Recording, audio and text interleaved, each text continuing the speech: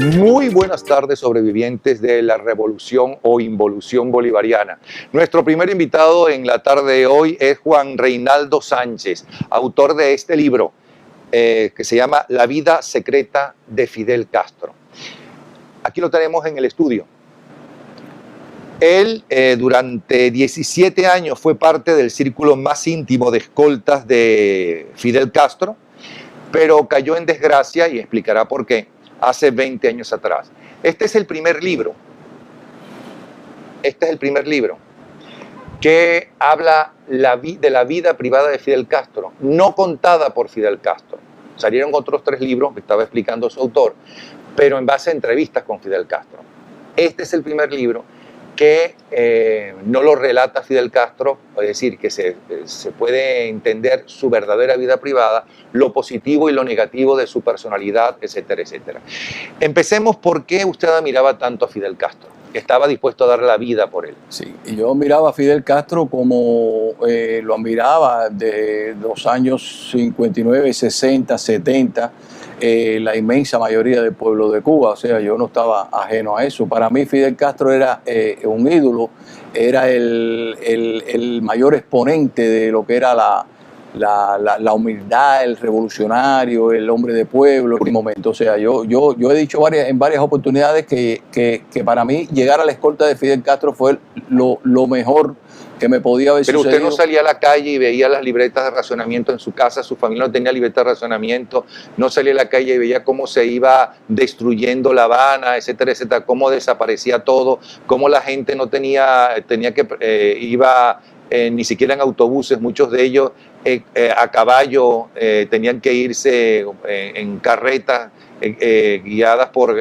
caballos. Eso, ¿cómo lo justificaba? No, yo justificaba todo, incluso pensaba lo que incluso hoy el gobierno cubano sigue alegando que eso es producto del bloqueo económico que hay contra Cuba. ¿Pero de qué bloqueo? ¿Por qué no le compraban las cosas a la Unión Soviética? Bueno, eso tendría que respondérselo Fidel Castro. Yo estoy diciendo como yo veía las cosas, ¿no? El mejor amigo de Fidel Castro no era el dictador español Francisco Franco, que tenía relaciones con Canadá, tenía relaciones con México. ¿De qué bloqueo estamos hablando? ¿Del bloqueo de las empresas norteamericanas o de empresas que en Norteamérica tenían sede y entonces no podían comerciar con Cuba? No, es que el bloqueo no existe. Vamos a partir de claro que no existe. Vamos a partir de ahí. Lo que Cuba tiene son limitaciones que tiene que comprar cash en Estados Unidos y no hay bloqueo, no hay embargo para los alimentos y las medicinas. Sí. De hecho, el primer barco que llegó al puerto de Mariel recién inaugurado de pollo fue de aquí, de los Estados Unidos. Entonces, vamos a partir de ahí. Ahora, la culpa de todo eso, Fidel se le echaba al bloqueo económico, o sea que Cuba no podía comprar medicina, y yo, lógicamente, como la inmensa mayoría del pueblo, pues creía. ¿Qué edad tenía en el 59 cuando llega Castro? 10 años. 10 años. O sea que usted es un muchacho de la revolución. Claro. ¿Cómo lo va a creer si no conoce otro mundo? Claro, porque es que sale de la dictadura de Batista, que por cierto, Cuba era una de las grandes potencias del Caribe, la más grande potencia del Caribe, no una de las grandes potencias, donde la educación era de primera, inclusive con los libros cubanos se estudiaba en otras partes de América, incluyendo Venezuela, claro, con la aritmética de Baldor, por ejemplo. Que había prostitución, sí, como la hay ahora, no sé si ahora habrá más, y como la hay donde hay casinos. Claro. Ajá. No, ahora incluso la hay más, antes estaba controlada. O sea, el que conoce Cuba, y yo era muy pequeño, pero se veía, ¿no? Porque yo no nací en un barrio residencial ni de la clase pudiente. O sea, mis padres eran de clase media hacia abajo. Yo me crié en un barrio marginal que está en Marianao, que se llama La Lisa. Entonces, la prostitución en aquel tiempo era controlada. Había lugares que era para eso. Pero ahora la prostitución está en toda La Habana, en toda la provincia, donde quiera que haya un turista puede haber una mujer ofreciendo. Yo fui a La Habana, dejé todos mis blue jeans, porque por un blue jean te costabas con una hermosa mujer. Sí, cómo no, eso es así ahora. Pero ¿cómo llegas a ser del círculo íntimo de Castro? Bueno. ¿Cómo llega a ser guardaespaldas un muchacho? Sí, porque ¿a qué edad entraste como guardaespaldas de Castro? Bueno, yo tenía, te digo, en el año 1968 yo tenía 20 y algo. O sea, yo era prácticamente un niño. Ahí en las fotos que muestro en el libro, muestro fotos de cuando empecé y fotos de cuando terminé. ¿Y cuando lo viste por primera vez, qué pensaste? Bueno, yo a Castro no lo vi por primera vez en la escolta de Fidel Castro. O sea, yo tuve un encuentro con Fidel Castro siendo un niño, que ya te decía que yo me crié en un barrio marginal de La Alicia, que está muy próximo a la playa de Marianao, apenas unos kilómetros, y nosotros como muchachos íbamos a pie a la playa de Marianao.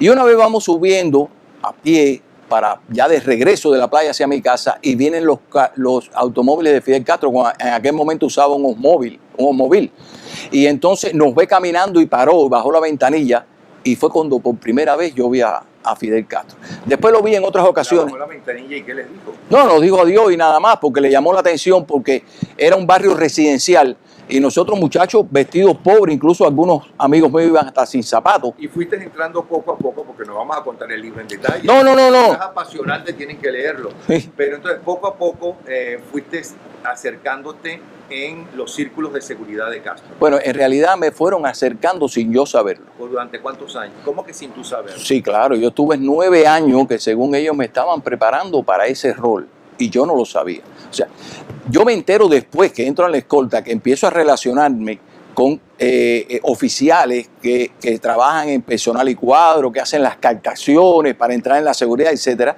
de todo lo que había sucedido conmigo.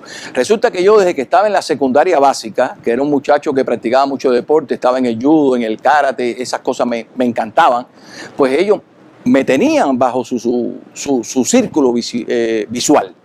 De tal forma que en el año 1968 me llega una citación para el servicio militar obligatorio, perdón, y me dan a escoger 2 opciones. Me dice, tienes la primera opción, que es dentro del Ministerio del Interior, todavía no me dicen que es para la seguridad personal, dentro del Ministerio del Interior, donde no vas a ganar 7 pesos mensuales, como ganaban los muchachos del servicio en la FARC, sino vas a ganar 130 pesos mensuales. Vas a tener un régimen de pase de todos los días, o un día sí, un día no, alterno, o prefieres la FARC, el ejército, que vas a estar en cualquier otra provincia, vas a tener un pase cada 45 días y vas a ganar 7 pesos. Obviamente, enseguida le dije que el Ministerio del Interior no había opción, no había opción. Y entonces cuando le digo que sí, ese señor, que me acuerdo que era sargento y de nombre Manuel, nunca se me va a olvidar, y la oficina estaba en la calle Vistarán y 20 de Mayo. Provincial del Ministerio del Interior. Se levantó y me trajo mi expediente completo. Completo mi expediente. Ok, porque es que estabas dispuesto a morir por Fidel Castro. No, claro, por Todo supuesto. el tiempo estuviste dispuesto a morir por Fidel Castro. Hasta el año 1989. ¿Qué pasó en 1989 y por qué? ¿Qué descubrió? ¿No? Y además, otra pregunta que dejo en el aire para la próxima parte del programa. Fidel Castro, como lo tienen muchos mandatarios, sobre todo los de las grandes potencias, pero también los tiranos, tiene idéntico, tiene a alguien parecido a él que lo sustituye en diferentes ocasiones donde pueda estar en peligro. Le dejamos la pregunta en el aire.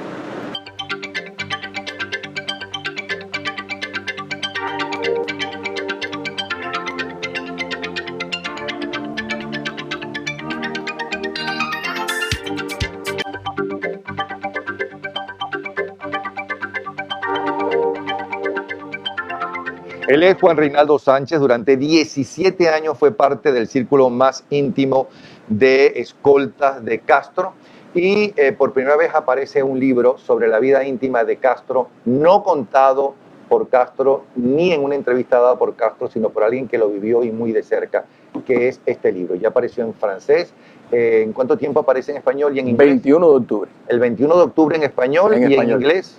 A finales de año. Espero que se lo mandes a Obama. Entonces, bueno, y a Hillary Clinton también. Mira, quedaron unas preguntas en el aire. La primera, ¿él está vivo? Sí, por supuesto que está vivo. Él tiene... Pero ese es el único señor que cada vez que envejece, en lugar de bajar su estatura como casi todas las personas mayores, no, está más alto. No. está más bajo. Bueno, en la foto se ve como más alto, o sea, que lo ponen con gente más bajita para que se vea claro. igual. No. El problema no, ya está muy, mira, está muy mal. Y tiene un doble. Sí, te voy a explicar. ¿Y ese doble dónde está? Ese doble está aquí, que te lo voy a enseñar. Ajá. Yo traje unas fotos. ¿Y por qué estás tan seguro que está vivo, entonces? Bueno, porque tengo información de Cuba de que él está vivo. Mira, en el año 1900... Vamos a ver el doble. Sí. ¿Con qué cámara podemos verlo? Sí, ¿Cuál es el doble aquí? No, que hay mucha gente, ¿vale? Déjame explicar tú. El doble es este señor que está aquí. Pero ¿Cómo es un se doble, llama? Silvino Álvarez. Es el peluquero de Fidel, el que lo arregla Fidel, lo maquilla cuando va a salir en público.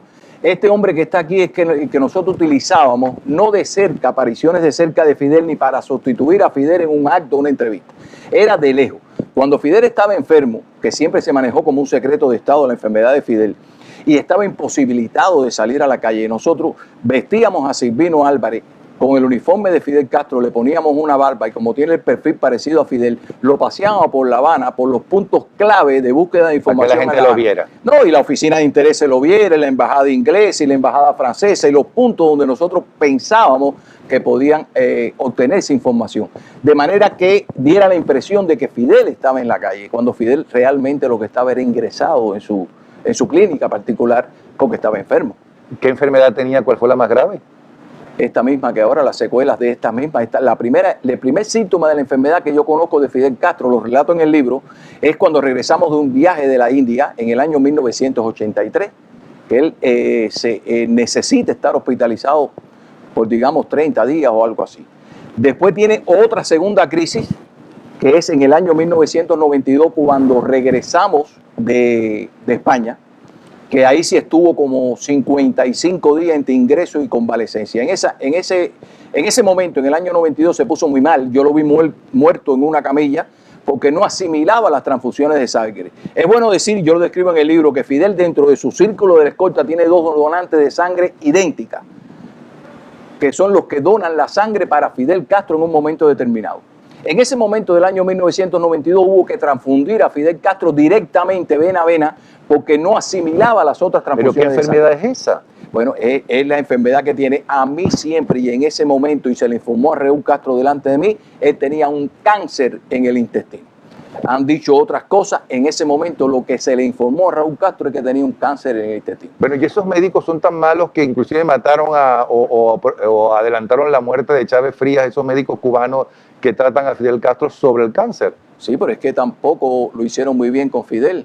Por eso, como no tienen los mejores médicos del mundo. Bueno, tienen los mejores médicos de Cuba en esos momentos. Bueno, pero creo que traen un médico español también. Eso te iba a explicar. El problema es que el doctor Sabrido va a Cuba, una eminencia en medicina en Cuba, pero llega a Cuba cuando ya le han hecho 2 operaciones a Fidel Castro.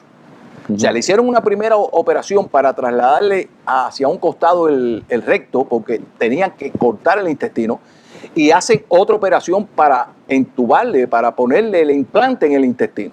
De manera, y ahí le da una peritonitis, porque la culpa la tiene Fidel, que es el que acelera mucho el proceso del implante, y todavía los bordes no estaban debidamente curados como para hacer el implante. ¿Cómo que la culpa la tiene Fidel? No claro. Me que Fidel además le dice a los médicos qué deben hacerle. Sí, claro, por supuesto. Él como decía todo, como claro. Las famosas vaquitas cubanas. Claro, mira, es que eso yo lo explico bien en el libro, y en un programa de televisión no tenemos mucho tiempo para hacerlo. Pero habían dos tendencias dentro del equipo médico de Fidel. Raúl Dorticó, que era hermano del presidente Dorticó. Expresidente que renunció también y fue, no, se suicidó. Ajá.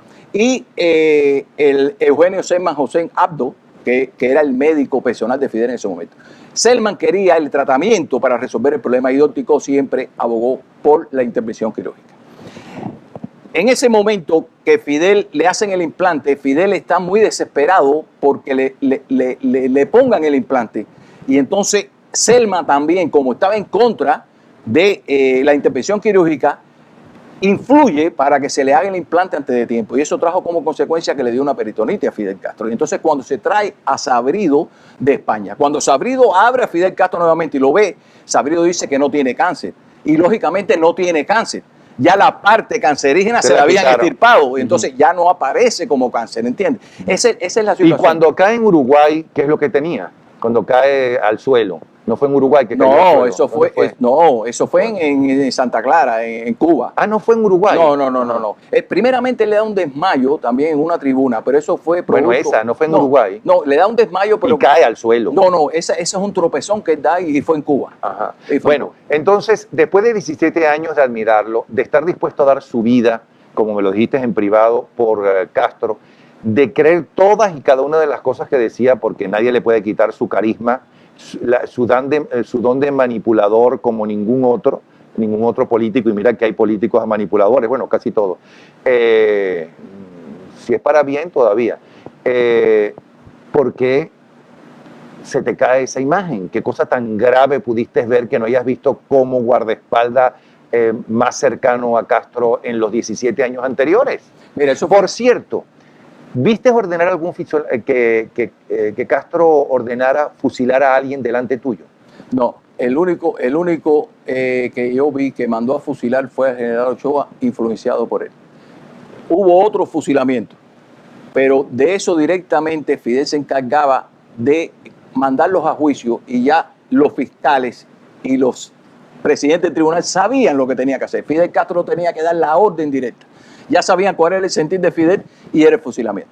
Pero en este caso de Ochoa, sí, él dirige prácticamente el juicio de Ochoa. ¿Y eso tiene que ver con tu decepción o todavía no? No, eso es parte, eso ya es pero es la parte final. La parte, lo que me preguntabas de cómo comienzo yo a desilusionarme, y ese ídolo, ese pedestal donde tenía Fidel yo como ídolo, como mi Dios, como mi todo, se me derrumbó, fue porque, lo describo ahí en el libro con lujo de detalle, te lo voy a decir a grosso modo, oigo una conversación de Fidel con el ministro del Interior Abrante en su despacho personal, donde es Fidel Castro quien está dirigiendo el proceso del tráfico de droga en Cuba. Ah, eso se dijo varias veces. Claro. Que inclusive están viviendo y pasan narcotraficantes importantes por Cuba.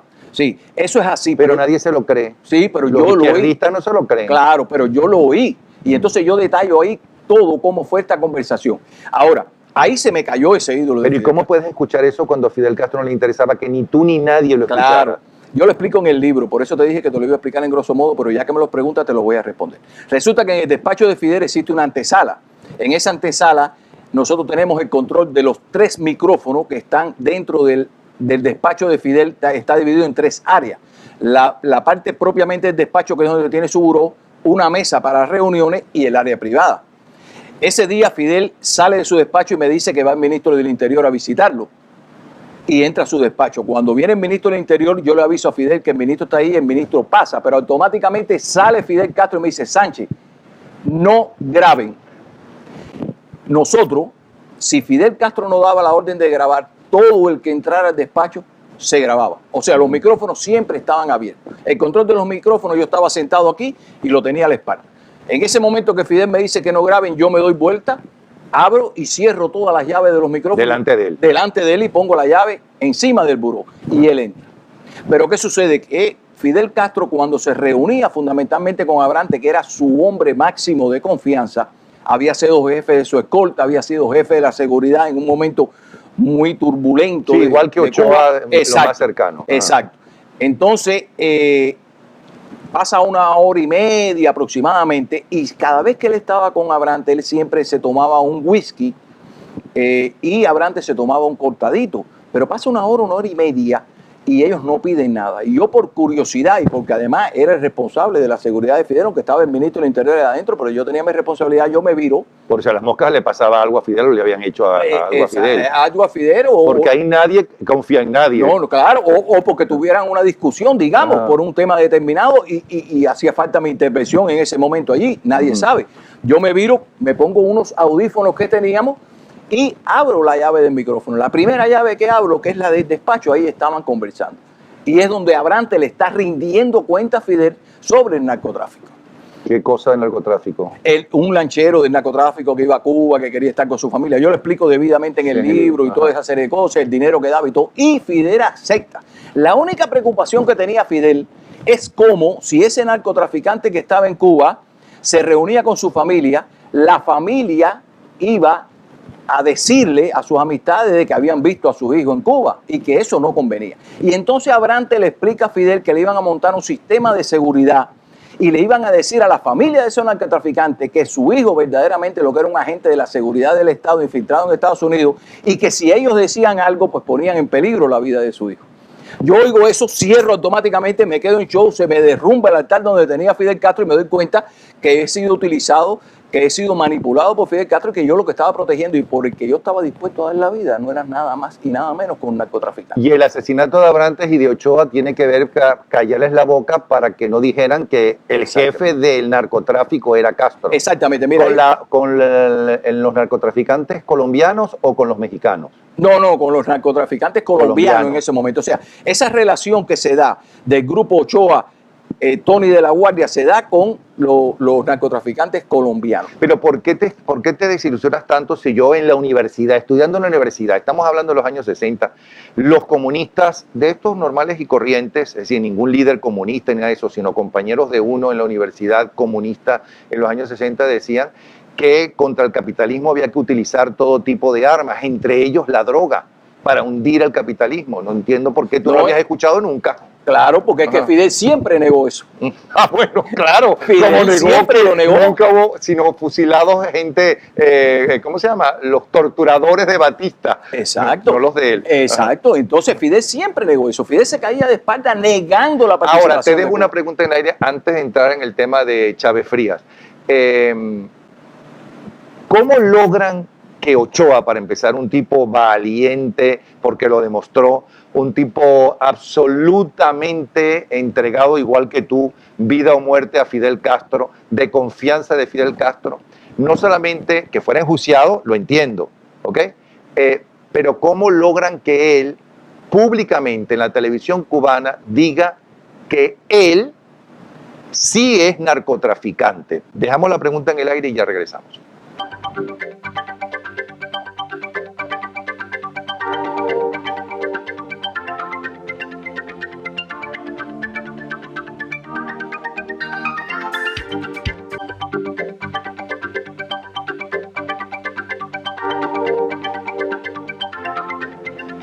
Estamos conversando con Juan Reinaldo Sánchez, autor de este libro, La vida secreta de Fidel Castro, el primer libro que se publica de él, donde él no interviene directamente para decir lo que le conviene que se sepa y lo que no le conviene a callarlo.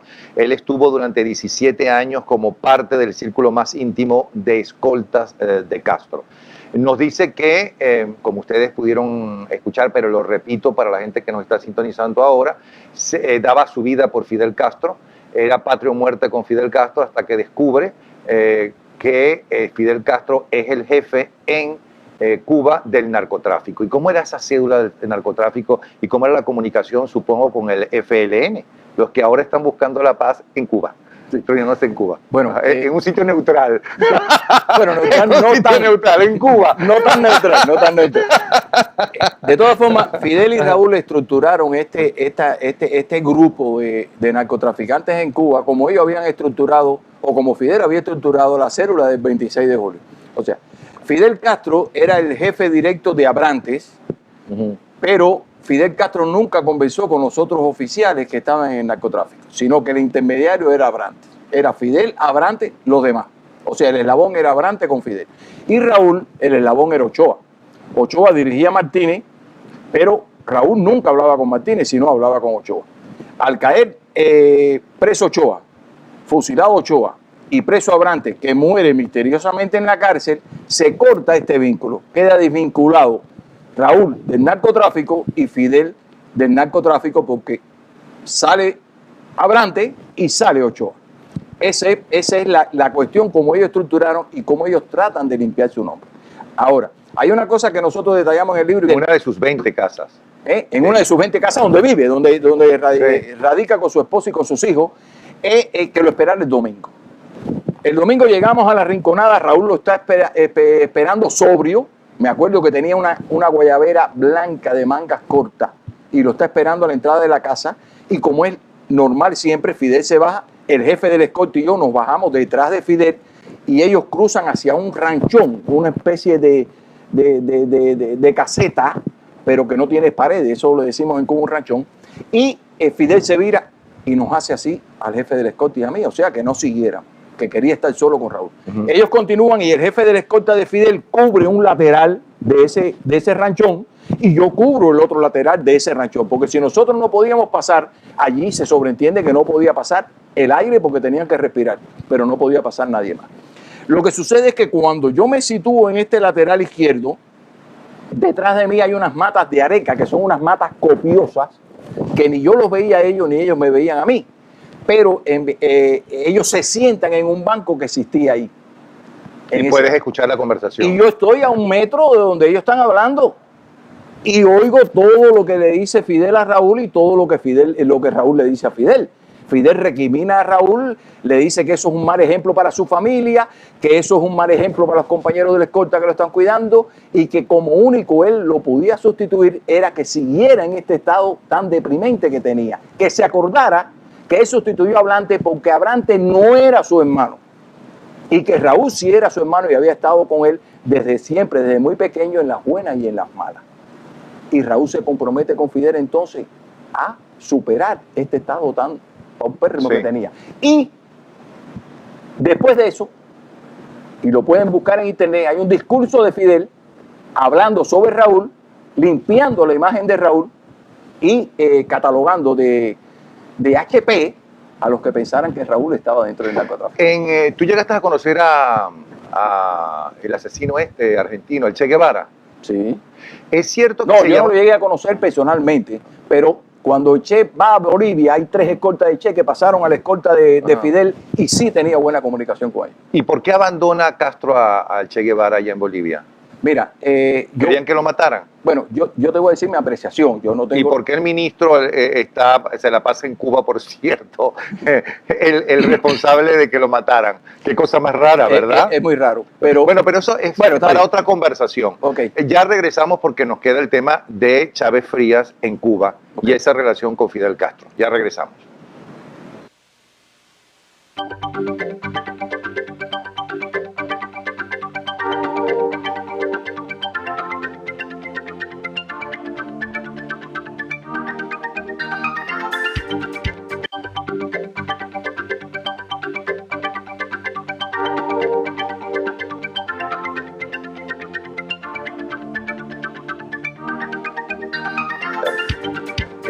Sí, en esta vida secreta del chavismo también se habla de Chávez Frías y los Castro. ¿Qué nos puede decir de ese caso, del caso de Chávez Frías en Cuba y los Castro? Bueno, cuando Chávez le da el golpe de Estado a Carlos Andrés Pérez, lógicamente... El primer telegrama que llega a favor de Fidel Castro es el de Fidel Castro. A favor de Carlos Andrés es el de Fidel Castro. Incluso en este círculo muy... Pero diga si es verdad o es mentira. Sí, claro, por supuesto. En este círculo muy cercano a Fidel Castro, incluso Fidel Castro llama a Chávez aventurero. Por haberse en América Latina, económica, para subsistir Cuba. Y entonces, y teniendo en su campo visual fundamentalmente a Venezuela con el petróleo. Que desde el 59 estuvo detrás de ese dinero. ¿Cuántos movimientos guerrilleros no lideraron? Bueno, y entonces lo tiene en su boca. ¿Qué sucede? Que aquello, malo o bueno, no resolvía el problema de Cuba. De ahí el periodo especial en Cuba que empieza en los años 1990, donde, entre otras cosas, hay tanta escasez que el pueblo cubano sufre de 12 a 14 horas de corte eléctrico diaria. Y entonces, pero surge Chávez, año 1999, y surge la mano salvadora del gobierno cubano. Y entonces cuando desde mucho antes ya Fidel venía apoyando a Chávez, ya Carlos Andrés había salido del poder en Venezuela y empieza a apoyar a Chávez porque lo ve como un futuro dirigente venezolano que pudiera resolver el problema económico que atraviesa Cuba, como al final fue un incondicional. Este hombre que está ahora, este energúmedo que está ahora en Venezuela... Estás hablando de Maduro. Por supuesto, de Maduro que está podrido. Este hombre es otro títere que fue educado en Cuba, fue entrenado en Cuba, estudió en Cuba y está reclutado por el gobierno cubano. Y este hombre es incondicional a ellos. Ahora, ¿qué sucede en este panorama? Como yo lo veo, y desde mi punto de vista muy humilde, y quizás no soy el hombre más indicado para decirle nada a los venezolanos, porque los cubanos sufrimos lo mismo. Pero yo me voy a tomar la libertad de decírselo.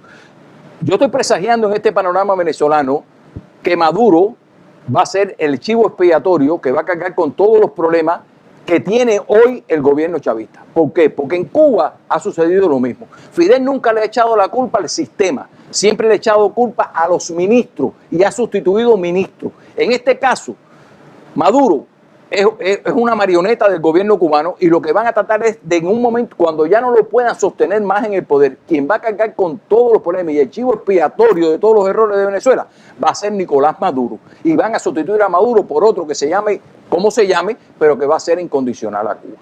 Ese es el problema. Maduro está tejiendo la soga para su propio cuerpo. Pero fíjate que Maduro, por su parte, está sacando a los incondicionales de Cuba y a los que eran incondicionales del chavismo y de Chávez, como Giordani. Ya sacó a los militares que estaban en el gobierno, que habían pertenecido al golpe del 4 de febrero.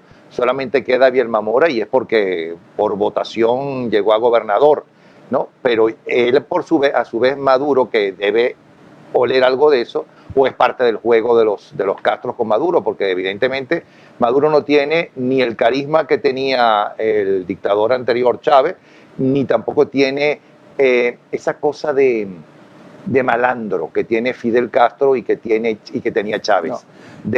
y de manipulador. Claro, no, Maduro carece de todo eso, carece de inteligencia, carece de... Pero los Castro consideran que si él fue entrenado en Cuba, ¿en qué año fue que fue entrenado en Cuba? Que él fue a Cuba muy joven, No además. recuerdo, muy joven, Casi adolescente. Creo que era de sindicato, de algo. Porque a quien le correspondía estar en ausencia de difunto en la presidencia temporal era Diosdado Cabello. Pero Diosdado Cabello no quería saber nada con Cuba, no iba a Cuba, no tenía esa ascendencia con los chavistas, con los Castro. Eso es lo que sucede. Lo que sucede es precisamente que Cuba no opta por Diosdado Cabello porque generalmente los militares, sean buenos o malos o regulares, tienden a ser nacionalistas. Y yo no creo... Pero no será Chávez ni más. No, te digo... Diosdado Cabello de ahora que sea nacionalista. Porque son unos auténticos apátridas. Claro, pero te estoy diciendo en el sentido de regalarle el país a alguien. Es lo que te quiero decir. Y te estoy hablando en sentido general. Lógicamente, Diosdado Cabello no tiene las posibilidades que tuvo Maduro, que sí fue entrenado en Cuba. Ese era el hombre de La Habana de todo el tiempo. Yo lo dije desde antes de que se dieran las elecciones, lo dije por televisión en Miami, lo dije en muchos lugares, de que ese era el hombre de La Habana, porque se veía venir, era un hombre entrenado en Cuba, estudió en Cuba, se veía venir. Ahora, de que va a ser el chivo expiatorio, sí, pero fíjate que estas personas que él está separando, que eran chavistas y que tenían cargos dentro del chavismo, que él está separando, no quieren un cambio de Maduro, pero no del chavismo, quieren el chavismo sin Maduro.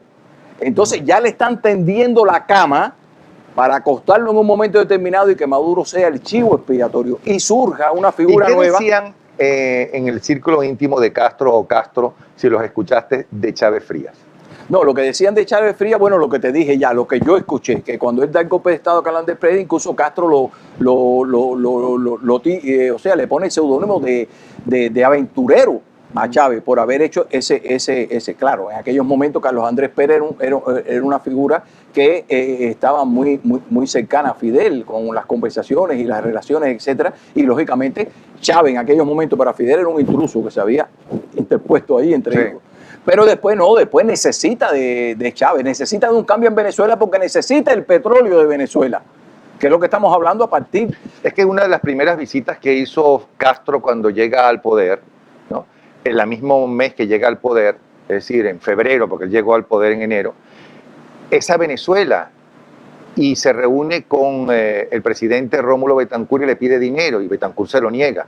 Y ahí empieza la pelea de Castro insultándolo porque dicen que Castro decía unas vulgaridades y era un patán en muchos de sus discursos, vamos a estar claros. Estamos hablando de los años 60. Y desde entonces tiene la vista puesta en Venezuela. Sí, claro, mira, yo recuerdo una reunión que hicimos clandestina, que no se dio por la prensa ni nada en aquellos tiempos, que fue una reunión que tuvo en la isla de Uchila Fidel Castro y Carlos Andrés Pérez. Eso se dio, yo participé allí, fue la única vez o una de las pocas veces que nosotros hemos volado en un solo avión. Salimos de Cuba en la mañana y regresamos en la tarde, noche. Y aterrizamos allí en la isla de Uchila. Ellos se reunieron en la casa que hay ahí en la isla de Uchila, en la casa de la presidencia, y yo estaba muy cerca de allí. Una de las cosas que quería Fidel era precisamente el apoyo de petróleo de Carlos Andrés Pérez. Hasta donde yo conozco, no sé, pero hasta donde yo conozco, Carlos Andrés Pérez no mordió, porque Fidel lo que quería era, o sea, no aceptó, Fidel lo que quería era que Venezuela supliera el petróleo a Cuba, que necesitaba Cuba, y los soviéticos le pagaban de alguna forma supliendo algunos compromisos de Venezuela. Eso es lo que quería, independientemente de otros compromisos a nivel internacional, en las diferentes conferencias de la ONU, etcétera, etcétera, etcétera. Pero eso era uno de los principales objetivos. Hasta donde yo sé, Carlos Andrés Pérez no mordió el anzuelo, pero ese es su interés. Bueno, esto y mucho más ustedes lo van a disfrutar en este libro. En español sale en octubre, La vida privada de Fidel Castro. Ya salió en Francia, viene justamente de allí de presentar el libro, y después de octubre sale en inglés. Sale el 21 de octubre en español, a final de año sale en inglés, ya en estos días va a salir en portugués, después va a salir en alemán, en danés y en sueco. Bueno, no te puedes quejar. Entonces, y lo pueden conseguir, si usted lee francés, lo puede conseguir ya en Amazon, ¿no? Exacto. En Amazon. Bueno, encantado, muchas gracias. ¿Y saben quién viene ahora? El exministro de la Defensa de uno de los hombres más rectos, ¿no?, y más honestos que ha tenido Venezuela en la presidencia, Luis Herrera Campins, Narváez Churión. Ya regresamos.